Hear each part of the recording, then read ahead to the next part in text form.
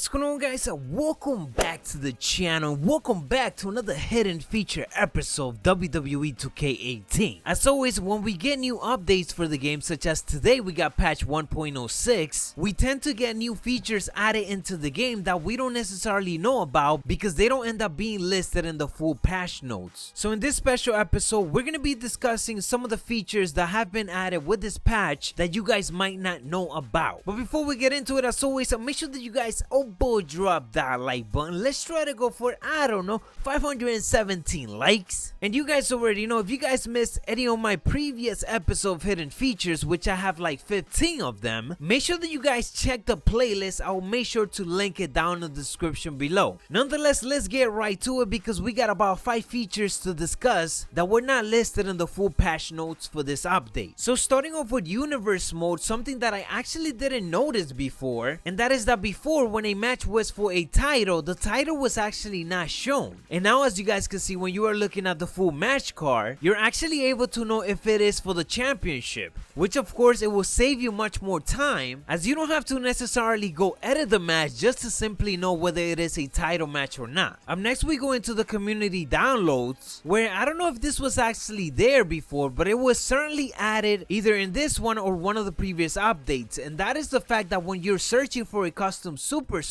on the bottom left of it, you can see if it requires you to have an unlockable or if it requires you to have a DLC. So as you guys can see, it has the VC point, meaning that you will need an unlockable in order to download this, because the creator used an unlockable in order to create it. And then if a DLC was used, then you guys can see that it has a little bit of a briefcase there, or at least that's the shape of it, not necessarily too sure of it. But yes, now you can find out right off the bat instead of you guys having to click it and then finding out if you actually need something. Up next, we are covering a little bit of a glitch because it seems like the Rusev entrance now features the lettering KO in it in the ring post. Not sure if this is something that just came with this update or if it was something that was there before, but of course it's not supposed to be there nonetheless. I don't think Rusev Day is gonna be happy about that. And up next, this I actually covered in a hidden feature episode from before, and it is in regards to Titus O'Neil theme not playing in the jukebox, because instead what was playing was a DIY theme. But now when you go to Titus O'Neil, his actual theme music plays. So that is something that was fixed, although it wasn't necessarily discussed in the full patch notes. And last but not least, we are talking about the fact that the Hardy Boyz and also the Rock and Roll Express name ring announcement has officially been added to the game, meaning that we're already gearing up for the next DLC, which is of course the Icons DLC featuring the Hardy Boyz, the Rock and Roll Express, and Beth Phoenix. Basically, if you go to My Player and you create a team, for example, if you create the Hardy Boyz team, but their custom version of them, then you can already start using their tag team name as you're able to pick it. Nonetheless, you savages, that is what I got for you guys for this hidden feature episode. I hope that you guys enjoy. If you guys learned something, make sure that you guys